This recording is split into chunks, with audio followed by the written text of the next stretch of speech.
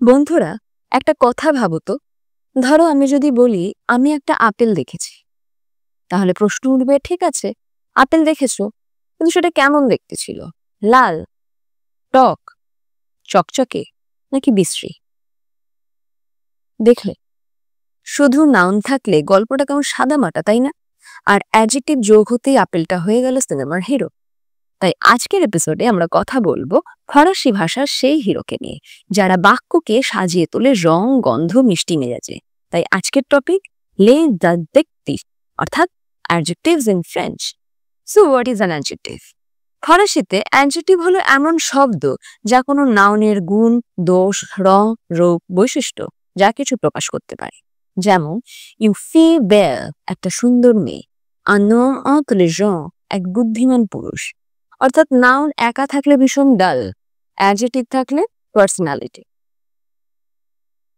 বাংলায় যেমন বিশেষ করে কয়েকটা সেন্টেন্সে হয়তো তফাৎ থাকে, কিন্তু বেশিরভাগ সেন্টেন্সে অ্যাডজেক্টিভের খুব একটা বদল হয় না। সেটা ম্যাসকিউলিন হোক, ফেমিনিন হোক, চলে যায় বেশিরভাগ ক্ষেত্রে। আমি বলছি না সব ক্ষেত্রে, কখনো কখনো।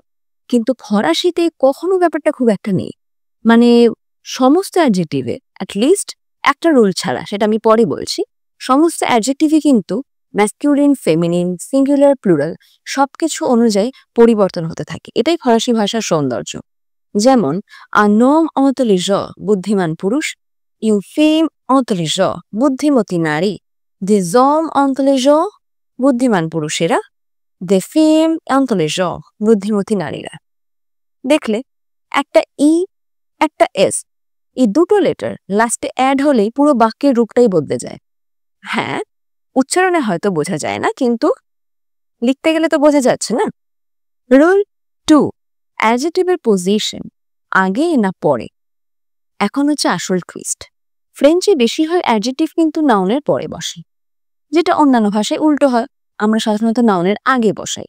যেমন ইউ ভোয়াটু রুজ, একটা লাল গাড়ি।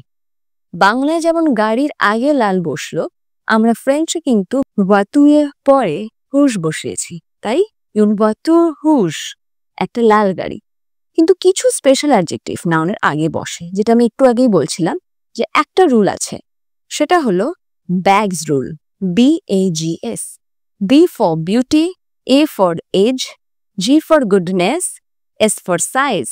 যেমন ইউ বেল ফি, এক সুন্দর মেয়ে, ব্যাগসের B ফর বিউটি।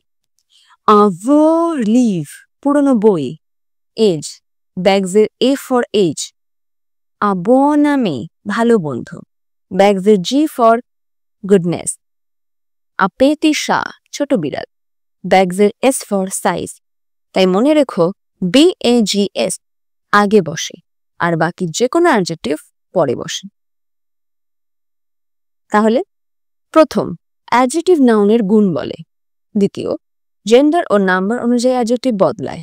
তৃতীয়, বেশিরভাগ অ্যাডজেক্টিভ পরে বসলেও কিছু অ্যাডজেক্টিভ অর্থাৎ ব্যাগস রুল অনুযায়ী BAGS, beauty, age, goodness, size, এগুলো সবসময় নাউনের আগে বসে।